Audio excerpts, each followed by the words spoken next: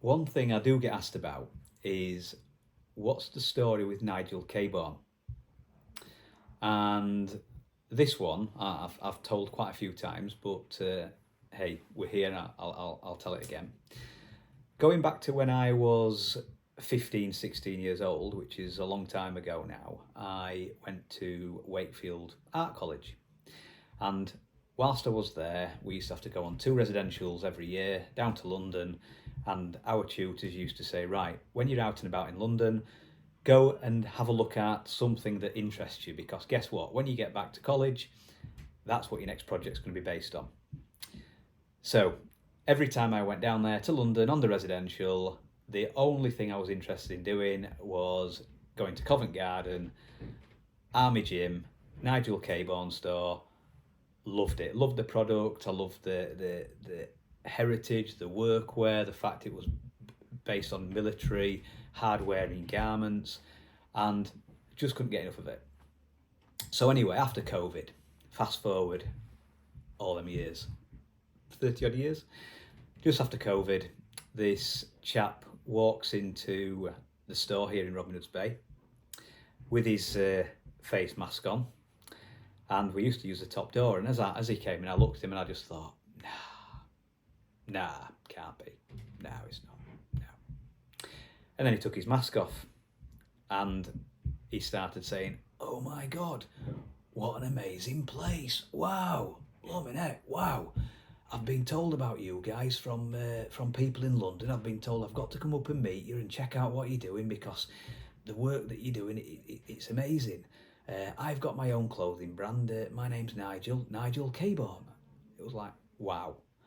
So I said, yeah, welcome to Bertie's of Bay, Nigel. Pleased to meet you. Yeah, I know who you are. We follow you on Instagram and social media, and amazing. Thank you for coming.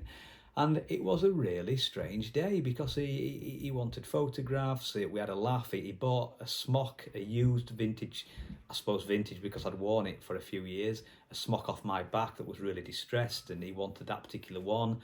And we just had an amazing day. He asked me if there were issues with suppliers. Did I need any help getting suppliers in the UK?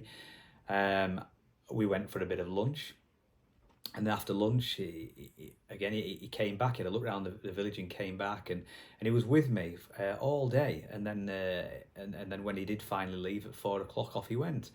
And it was all a little bit of a whirlwind. But when I got home that evening, and my partner asked, how's your day been? I said, well, I started explaining kind of, the sequence of events really, because I'd been so busy that I'd not actually stopped to think. And as I'm explaining the kind of sequence of events, my partner looked at me and said, Matthew, are you crying? I said, no, I'm not crying. You are? You're crying? You are crying? And I said, well, I've not really stopped to think about it, but now that I am, when I was 16 years old, this person that I worshipped and looked up to and aspired to one day becoming, today has come looking for me. And if that is not enough motivation or inspiration of what we're creating with this brand and business, then nothing else will be. So thank you, Nigel.